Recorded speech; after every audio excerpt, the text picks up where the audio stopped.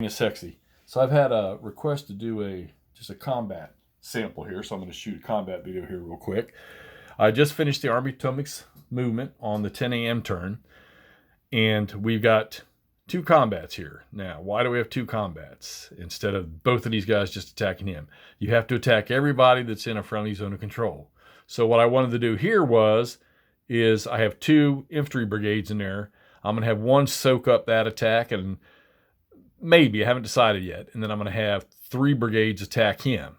Now we've also got artillery, which artillery can actually bombard from range, and they can shoot over their units. And I'm going to assume this is because maybe the size of the hexes, there's probably gaps, maybe there's a little elevation there, something like that. But they can shoot over. But I think in this case here, we're going to add the artillery to the attack. All right. So taking a look here, Jenkins' brigade only has 4, and he's sitting in a clear hex or in a road. And if I just stuck with these two units here, that would be 13 into 4, so we're going to get a 3-to-1. Well, let's fire one of these artillery units, which I believe they can shoot up to 3 hexes. We got a 4 there, we got a 3 here. So let's shoot the 3, that'll give him, no, let's shoot the 4, that'll give him 17 into 4, so that's going to be a 4-to-1.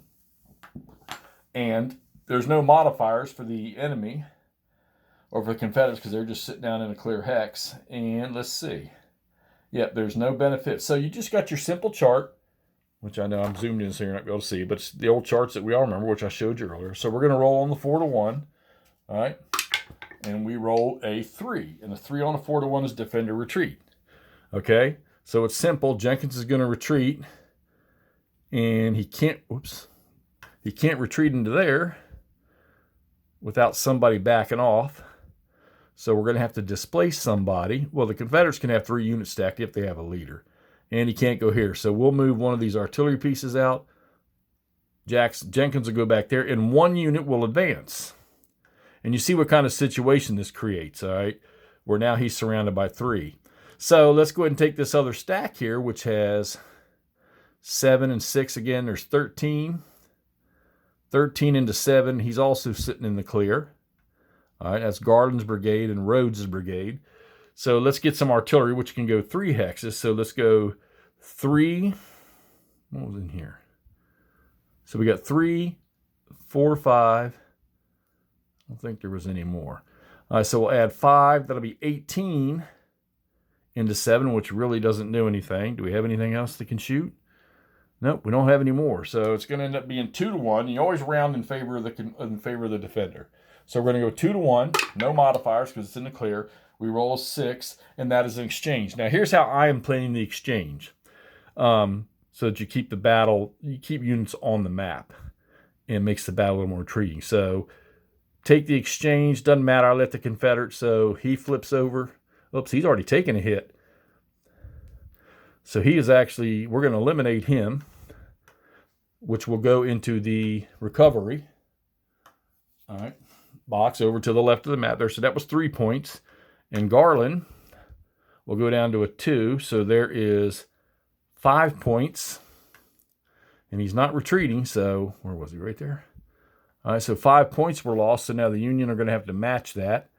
So they're going to go with 4 there.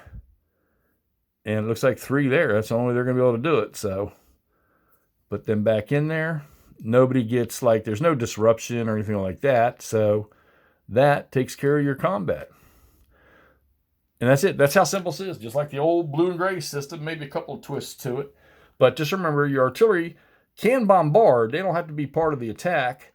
So, but they're going to shoot at odds. So if that 4 would be shooting into a 2, there would be 2-to-1. The only difference is the artillery. If there's an artillery attack or retreat or something, they wouldn't have to suffer the effect. It would be just ignored and you moved on. All right, so there you go. That is just a standard combat. Just remember, you have to attack every enemy unit that's in your zone of control. Okay. There's a couple exceptions, I think, like around bridges or fords or rivers. I don't know. You haven't had it come across that yet, so you have to look into that. So now what that does here is it sets up that if he stays there, he's got to attack him. All right. And you can't move out if you're in command. Same here. they're going to have to attack this guy. So now it looks like the Confederates on their turn are going to have to get some troops up in here to try to fight that. So this kind of forces your hand. It sort of creates the fighting for you by forcing you to attack units that are in your zone of control, which I think is actually a pretty good mechanic, especially for this scale of game. All right, there you go. There's a combat sample for the Antietam campaign. And let's get this up so y'all can see what that's like. Talk to you soon.